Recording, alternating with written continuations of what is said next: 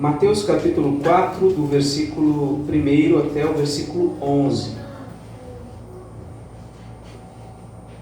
A tentação de Jesus. Diz assim a palavra de Deus.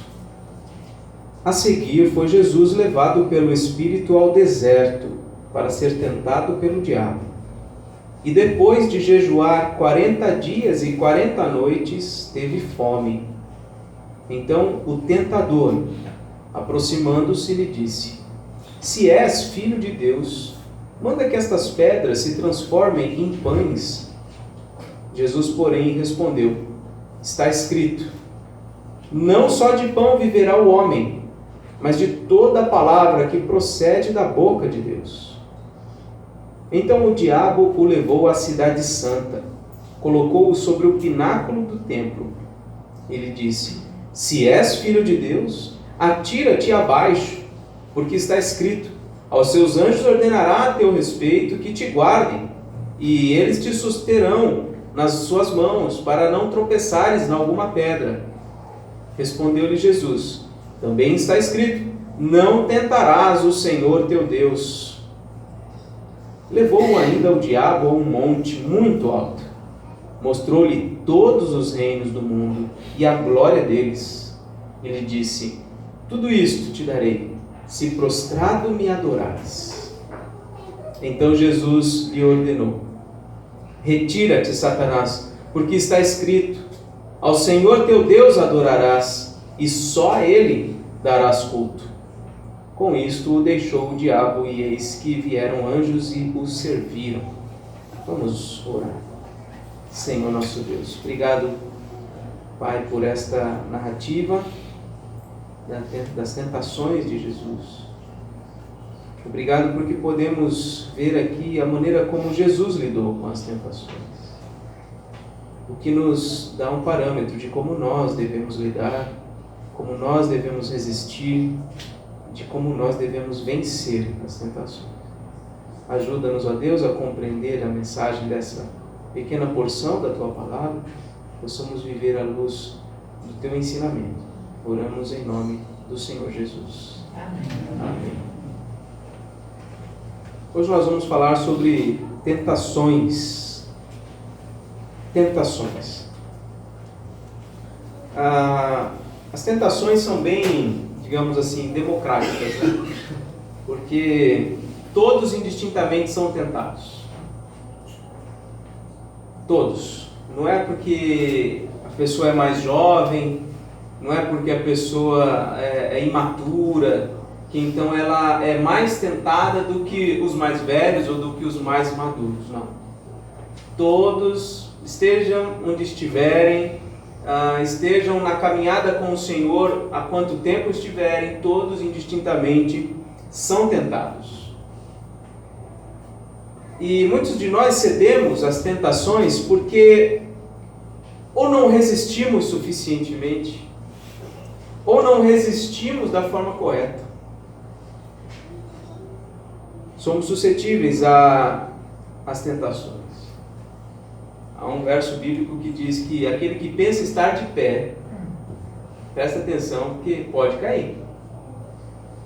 Então não convém a nenhum de nós o pensamento de que nós temos firmeza o bastante para não resistir, ou para resistir, melhor dizendo, a determinadas tentações.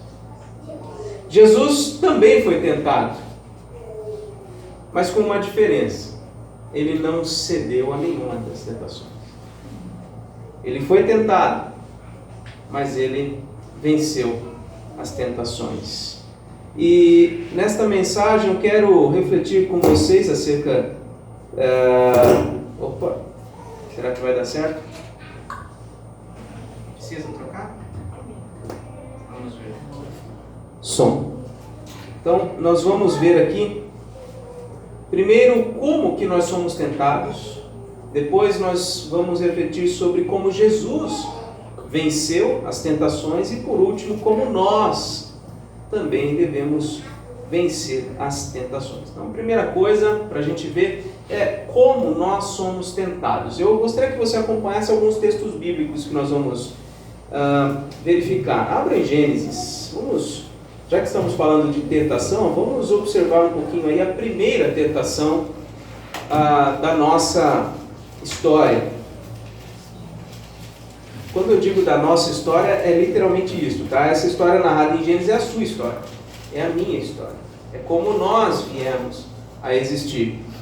O capítulo 3 de Gênesis narra um momento em que uma serpente, dita aí no primeiro versículo, mais sagaz do que todos os animais selváticos que o Senhor Deus tinha feito, né? Que no livro do Apocalipse vai justamente dizer que é o próprio diabo, né? A serpente, diz a mulher, é assim que Deus disse, não comereis de toda árvore do jardim? Veja que Deus nunca disse para eles, olha, não comam de nenhuma das árvores. Ela joga uma dúvida, né? E a mulher responde, versículo 2, do fruto das árvores do jardim podemos comer, mas do fruto da árvore que está no meio do jardim, disse Deus, dele não comereis. E veja que Eva faz um acréscimo ao que Deus havia dito, nem tocareis nele, para que não morrais. Esse nem tocareis nele, Deus não tinha dito, mas ela acrescentou isso. Então a serpente disse à mulher, é certo que não morrereis. Versículo 5, porque Deus sabe que no dia em que dele comerdes, se vos abrirão os olhos e como Deus sereis conhecedores do bem e do mal. E o que acontece? Olha o versículo 6. Vendo a mulher que a árvore era boa para se comer. Era o que mais? Agradável aos olhos. E o que mais? Desejável. Árvore desejável para dar entendimento. Tomou-lhe do fruto e comeu, e deu também ao seu marido, e ele comeu. Então temos aqui um movimento. Primeiro ela viu que aquele fruto, aquela árvore, né, era boa para se comer. Aquilo dava vontade nela de comer. Isso aqui é bom para comer. E não só dava vontade, né? Aquilo ali chamava a atenção, porque era agradável aos olhos. A gente tem esse aspecto estético na nossa vida, né? Deus nos deu essa capacidade de avaliar o que é bonito, o que é feio. Claro, o senso de cada um é diferente do outro, mas todos nós temos o senso estético, né? Então, algo que chamou a atenção dos olhos, mas mais do que isso, aquele fruto que estava diante de Eva não só estimulou a sua vontade de comer, não só estimulou a sua vontade de olhar e de contemplar e de ver, mas também estimulou a sua vontade de ser algo mais do que ela era. Estamos diante de uma tentação perfeita.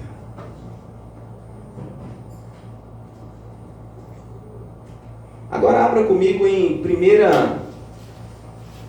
1 João, capítulo 2, versículo 16. Lá no final, primeira carta de João, capítulo 2, versículo 16.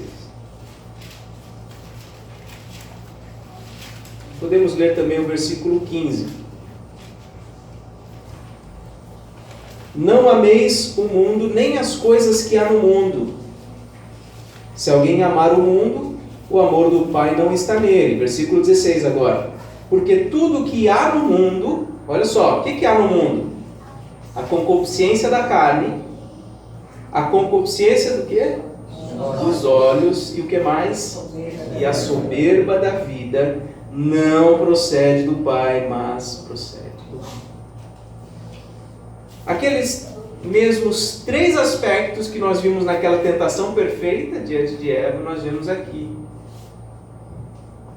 A concupiscência da carne, ou seja, o desejo da carne, o desejo de saciar a carne, o desejo de saciar os olhos e a soberba da vida, ou seja, o desejo de ser algo mais do que nós somos. Isso não procede do Pai, mas procede do mundo. Então, a tentação perfeita se constrói desta maneira. Algo que visa satisfazer uma necessidade, um desejo, algo que se apresenta de modo estético ou visual muito chamativo, atraente, e algo que também nos faz ou nos estimula a querer ser algo que nós não somos, algo que nós talvez nem devamos ser. Agora voltemos a Mateus 4. Mateus 4, pus só o 11, mas é todo o trecho, né? Nós estamos aqui diante da tentação de Jesus. O versículo 1 diz que Jesus foi levado pelo Espírito ao deserto para ser tentado pelo diabo. Olha que interessante. Deus não tenta, mas Ele levou Jesus, o Espírito levou Jesus até o deserto para quê? Para ser tentado. Algo interessante também da gente notar, se você quiser depois, você pode até abrir, a mesma narrativa de Mateus 4 é narrado também em Lucas 4. E o versículo 1 de Lucas 4 diz assim: Jesus, cheio do Espírito Santo, voltou do Jordão e foi guiado pelo mesmo Espírito no deserto. Algo a mais que está aqui em Lucas, que é interessante a gente perceber, diz que Jesus, cheio do Espírito Santo, foi guiado pelo Espírito ao deserto. Então veja, Jesus, guiado pelo Espírito Santo, cheio do Espírito Santo, é levado ao deserto para ser tentado pelo diabo. E veja o versículo 2 de Mateus 4. Depois de jejuar 40 dias e 40 noites, ele teve fome. A fome é algo natural para todos nós. Quando nós passamos, se nós passarmos 2 horas sem comer, já dá fome, né? Imagina 40 dias e 40 noites. Então, Jesus teve fome. Uma situação de fragilidade. Realmente, uma situação de fragilidade. Quem não estaria frágil fisicamente e em todos os outros sentidos depois de um jejum como este, né? E Jesus não foi o primeiro. Outros servos de Deus no passado, antes dele, também fizeram esse tipo de jejum. E olha a palavrinha, a primeira palavrinha do versículo 3. Então. Quer dizer, Jesus teve fome, então o tentador se aproximou e foi ali executar o seu trabalho. Ou seja, diante de uma fragilidade aparente, nós somos mais suscetíveis à tentação. E o diabo sabe bem disso. Ele sabe muito bem disso. Então, diante ali de Jesus, quando ele teve fome, quando ele estava no ápice da sua fome, veio o diabo, o tentador, se aproximou e disse: olha o que ele põe em dúvida aqui. Se és filho de Deus, manda que estas pedras se transformem em pães. Se você é quem você diz ser, se você é quem você acha que é, Senhor Jesus, transforma então essas pedras em pães. Ele está construindo a tentação perfeita. Lembra da primeira tentação? O que aquele fruto era para Eva? Bom para se comer. Lá em 1 João, o que foi dito? Primeira coisa, acerca da concupiscência da carne, o desejo da carne. Então o diabo está construindo a tentação perfeita aqui para Jesus. Ele está propondo que Jesus transforme aquelas pedras em pães. E de fato ele era o Filho de Deus, e de fato ele tinha todo o poder para transformar o que ele quisesse em qualquer coisa. Aliás, não precisaria nem se valer de uma pedra para transformá-la em pão. Ele fez isso em outros momentos, né? Do nada ele multiplicou pães. De 2 pães ele fez surgir milhares de pães. Então estava ali alguém diante do diabo que teria todo o poder para saciar a sua necessidade, sem precisar ir à padaria, sem precisar de dinheiro, sem precisar de nada. E Jesus então responde com a palavra. Ele cita o texto antigo: não só de pão viverá o homem, mas de toda a palavra que procede da boca de Deus. Ele sabe que a palavra de Deus é que o sustenta. A palavra de Deus é que o sacia. palavra de Deus é que o fortalece. Ele não precisa, naquele momento, transformar pedras em pães para que ele possa se sentir mais filho de Deus, para que ele possa se sentir mais preenchido, mais saciado. Ele sabe quem ele é e ele sabe que a palavra de Deus o fortalece e o sustenta. Diz o versículo 5 então, que o diabo levou a cidade santa, Jerusalém, e colocou no pináculo do templo e lhe disse, olha de novo, se és filho de Deus, atira-te abaixo. E agora o diabo usa a palavra também, porque está escrito, aos teus anjos ordenará a teu respeito que te guardem, e eles te susterão nas suas mãos, para não tropeçares em alguma pedra.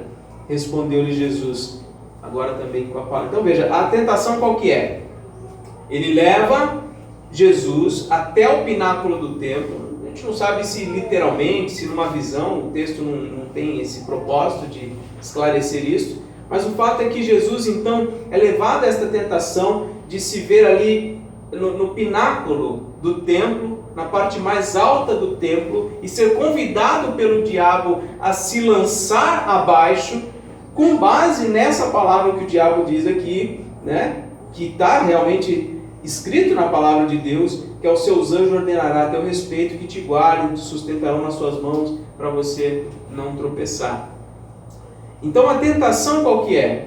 A tentação é que Jesus possa ver algo maravilhoso acontecendo por ele, para que ele possa então se sentir mais filho de Deus, para que ele possa se sentir mais convencido, mais fortalecido acerca de quem ele é e do seu propósito. Só que Jesus não precisa de nenhuma evidência. Ele é o próprio Deus encarnado, ele é o Cristo.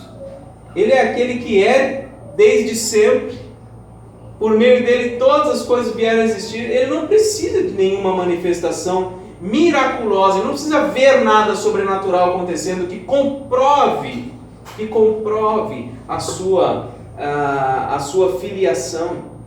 Até porque, olha que interessante, o último versículo do capítulo 3, o último trechinho do capítulo 3 fala sobre o batismo de Jesus, e logo depois que ele sai da água, diz aí que uma voz dos céus disse, este é o meu Filho amado, em quem me comprazo. Jesus acabara de ouvir 40 dias antes que ele era o Filho amado do Pai, e agora o diabo está colocando isso em dúvida. Mas Jesus não precisa disso. Ele então responde também com a palavra, não tentarás o Senhor teu Deus.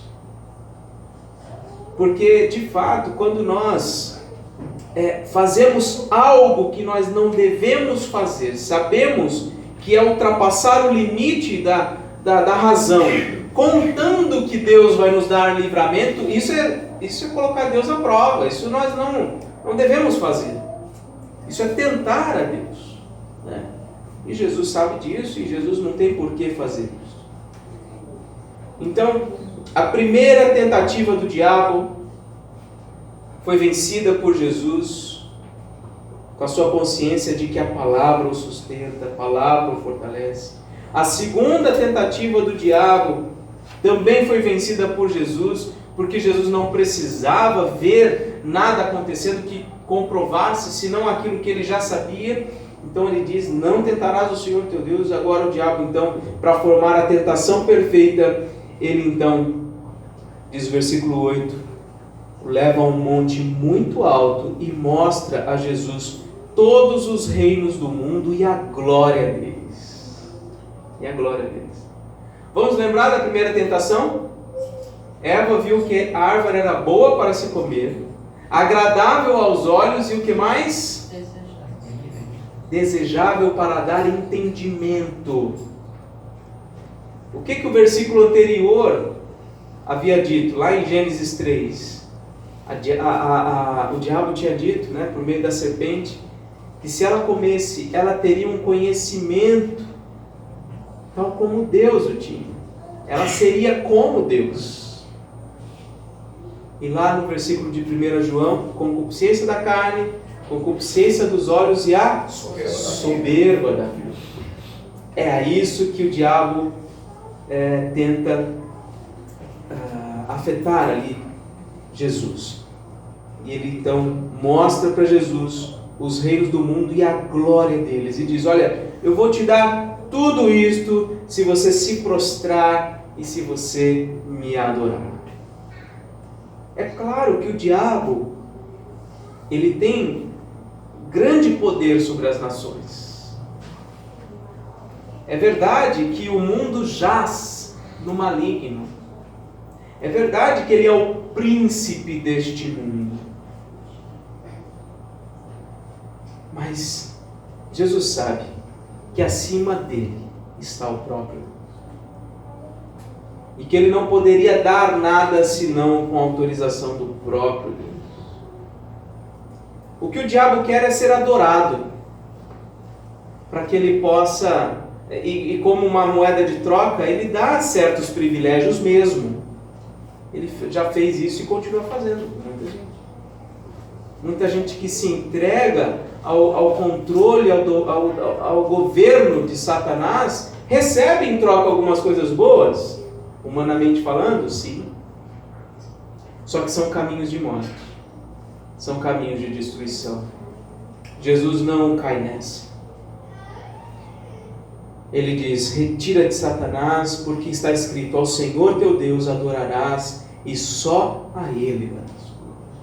Nenhum outro é digno de adoração, senão apenas o Senhor teu Deus. E diz o versículo 11, que com isto deixou o diabo, e eis que vieram anjos e o serviram. Lá em Lucas 4, o último versículo desta narrativa, Lucas 4:13, diz assim, passadas que foram as tentações de toda sorte, apartou-se dele o diabo até momento oportuno. Ou seja, o diabo tentou Jesus somente naquele momento?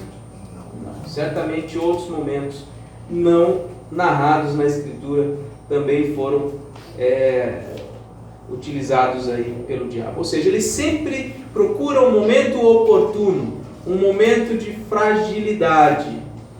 E sempre vem desta forma. Como é que nós somos tentados? Sempre vem dessa forma.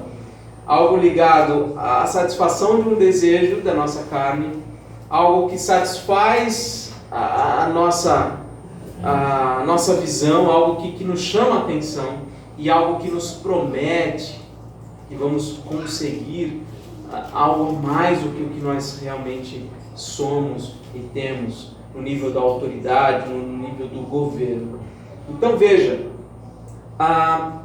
exemplos, né, de como nós somos tentados. Nós somos tentados com materialismo, somos tentados a querer ter, desejo de ter sempre mais. Nós somos tentados também com a luxúria e o desejo sexual, muitas vezes também o desejo de contemplar, por exemplo, quando nós amamos ver, assistir alguma coisa boa. É bom? É bom. Claro que é. Você assistir um bom filme, você assistir uma boa série, né? Você fazer uma viagem e você contemplar uma linda paisagem, tudo isso é muito bom. Só que há um limite para todas essas coisas. E essas coisas podem ser tentações do diabo para ir ocupando um espaço cada vez maior na nossa mente, no nosso coração, a ponto dele tomar o controle disso. Sempre no início vem com uma aparência muito sutil, muito boa, mas aos poucos as coisas vão adentrando e vão ocupando lugares do nosso coração que não deveriam ocupar.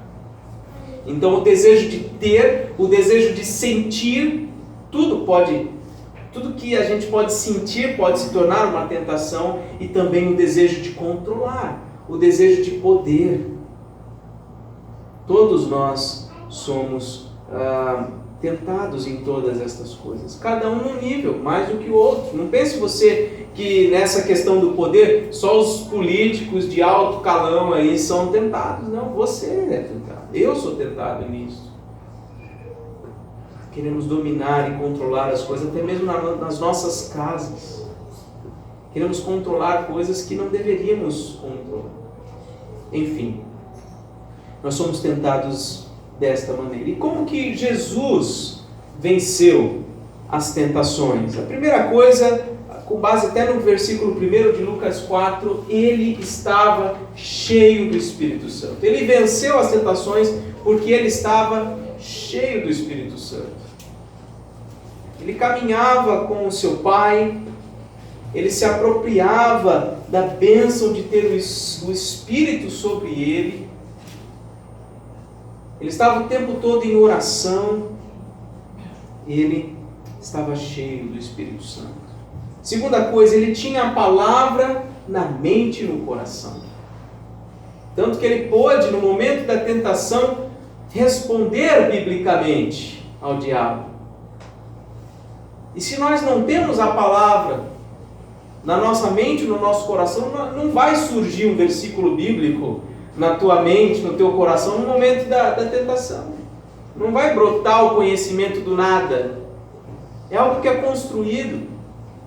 É algo que é sedimentado no nosso coração. A palavra de Deus deve ser ouvida, estudada, deve ser cada dia mais buscada por cada um de nós. Porque é assim que nós vamos nos fortalecer para resistir às tentações. Em terceiro lugar, ele tinha convicção de quem ele era em relação ao Pai. Ele sabia que ele era filho de Deus. O fato dele ser filho de Deus e saber que ele é filho de Deus o ajuda a resistir às tentações. Não seria nada de mal ali transformar uma pedrinha em pão ali, um pãozinho de queijo, né? Seria maravilhoso, nada de mal. Seria nada de mal alguém que é filho de Deus se lançar numa coisa arriscada e contar com a provisão de Deus. Não seria nada de mal conseguir um cargo, um volume de dinheiro maior para poder fazer algumas coisas a mais. Não seria nada de mal.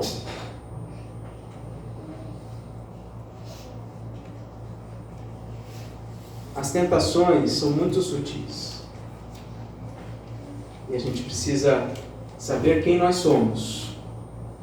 Saber qual é a nossa relação com Deus. Saber que nada vai mudar essa condição. E que a gente não precisa de algo mais para sermos mais diante de Deus. Nós já somos o melhor que nós podemos ser diante de Deus. Aqueles que creem no Senhor Jesus Cristo são lavados pelo sangue do Cordeiro, são justificados, estão salvos para sempre, não precisa fazer mais nada para crescer nesse sentido. Se nós estivermos contentes com o que nós somos diante de Deus, nós não vamos ficar tão suscetíveis a tentações. E por último, como que nós podemos vencer as tentações? Como que nós podemos vencer as tentações? Bom, os três elementos anteriores valem aqui, né? Assim como Jesus, nós devemos estar cheios do Espírito Santo, devemos ter a palavra na mente e no coração, devemos ter convicção de quem nós somos na nossa relação com Deus. Mas tem algumas coisas mais que eu gostaria de refletir com você. A primeira delas está em 1 Coríntios, capítulo 10, versículo 13. 1 Coríntios, capítulo 10, versículo 13.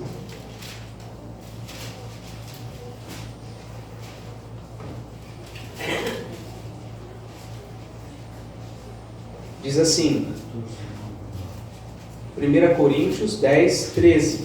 Não vos sobreveio tentação que não fosse humana, mas Deus é fiel e não permitirá que sejais tentados além das vossas forças. Pelo contrário, juntamente com a tentação, vos proverá livramento, de sorte que a possais suportar. Então, como vencer as tentações? Primeira coisa, pedindo a Deus por livramento.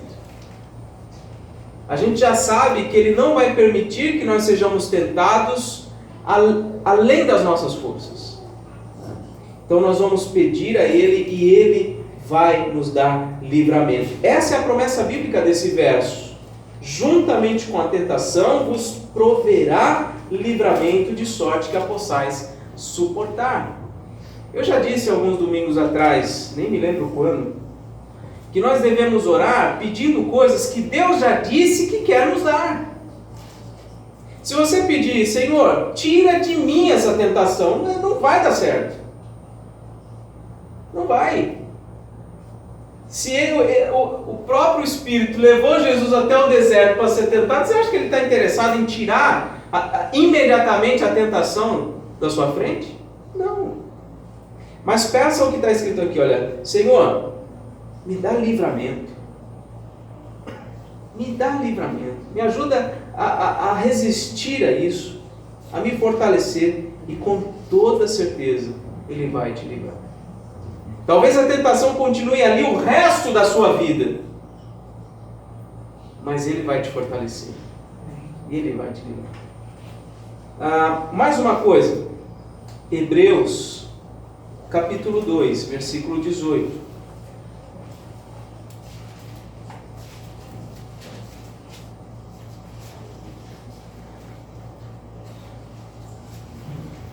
Hebreus 2,18.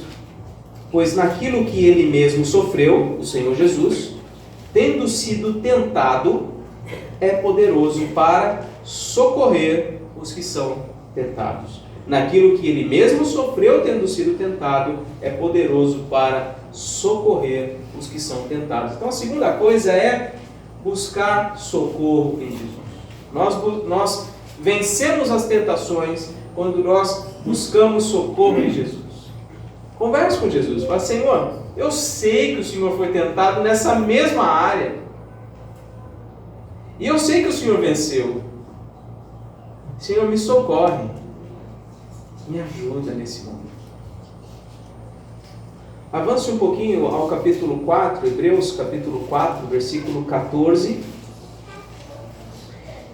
Tendo, pois, a Jesus, o Filho de Deus, como grande sumo sacerdote que penetrou os céus, conservemos firmes a nossa confissão, porque não temos sumo sacerdote que não possa compadecer-se das nossas fraquezas. Antes, foi Ele tentado em todas as coisas, à nossa semelhança, mas sem pecado.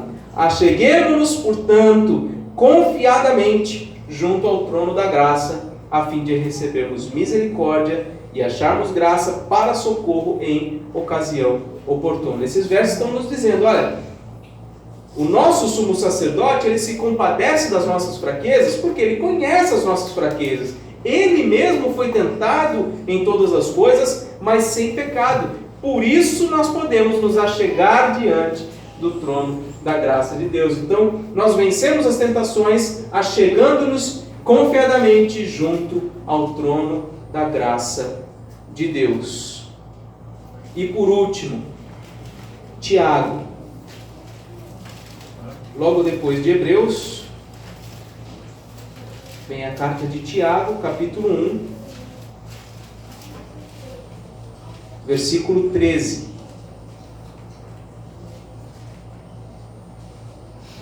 13 e 14. Ninguém, ao ser tentado, diga, sou tentado por Deus, porque Deus não pode ser tentado pelo mal e Ele mesmo a ninguém tenta. Ao contrário, cada um é tentado pela sua própria cobiça, quando esta o atrai e seduz. Então ele está dizendo, onde está a origem da tentação? Está aqui dentro, nas nossas próprias cobiças, nos nossos próprios desejos. E o diabo, sabendo das nossas limitações e fraquezas, sabendo, das nossas intenções e dos nossos desejos, ele cria o cenário ideal para que nós possamos cair em tentações. Então, a última coisa aqui, de como nós podemos vencer as tentações, é controlando a nossa própria cobiça. Precisamos ter consciência da nossa cobiça e então controlá-la. Como é que nós colocamos tudo isso em prática? Bom, ao longo dessa nossa reflexão, acho que deu para entender mais ou menos, né, como que nós devemos então colocar em prática. Mas vamos a algumas dicas finais. Primeira coisa, examine constantemente o seu coração. Esse tem que ser um exercício constante seu. Você olhar para si mesmo. Surgiu um sentimento no seu coração, surgiu um desejo no seu coração, não deixe passar a oportunidade de analisar isso. Pense, qual foi a ocasião em que isso surgiu no meu coração? O que estava ao redor? Enfim, faça perguntas para você mesmo. Por que eu me senti atraído por isto? O que está faltando na minha vida que me fez sentir ou ter esse sentimento? Então, examine constantemente o seu coração. Segunda coisa, não se iluda com soluções imediatas. Olha, 100% das pessoas que caem em fraudes, caem, tem um nome, golpes, né? Tem um outro nome que está fugindo aqui. Estelionato. 100% das pessoas vítimas dessas coisas, elas estão querendo o quê? Soluções imediatas. Não queira recompensas imediatas para você. Coisas que vão resolver o seu problema na hora. Não. Essas coisas não servem. Essas coisas não são aprovadas por Deus. Você se sente atraído a essas coisas por causa da concupiscência da sua carne, da concupiscência dos seus olhos, da sua própria soberba.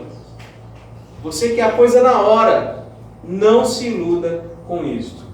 Terceira coisa, fortaleça-se na palavra, leia, conheça, faça cursos, venha ao estudo bíblico, venha à escola dominical, venha nos domingos, esteja presente em todas as oportunidades que você puder. Hoje com a internet é tão fácil, cada um de nós fazemos cursos, de repente pessoas que nunca tiveram, ou talvez nunca terão oportunidade de fazer um instituto bíblico, alguma coisa assim, podem hoje, tem condições de fazer cursos bíblicos na internet para se fortalecer na palavra. E por último, fale com Deus sobre os seus desejos mais profundos.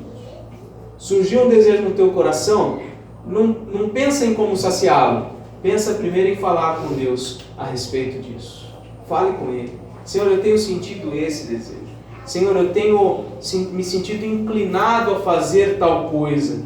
Senhor, aquela determinada situação me atrai, me seduz. Senhor, isso é realmente aprovado pelo Senhor? O Senhor quer me colocar nesta nova situação?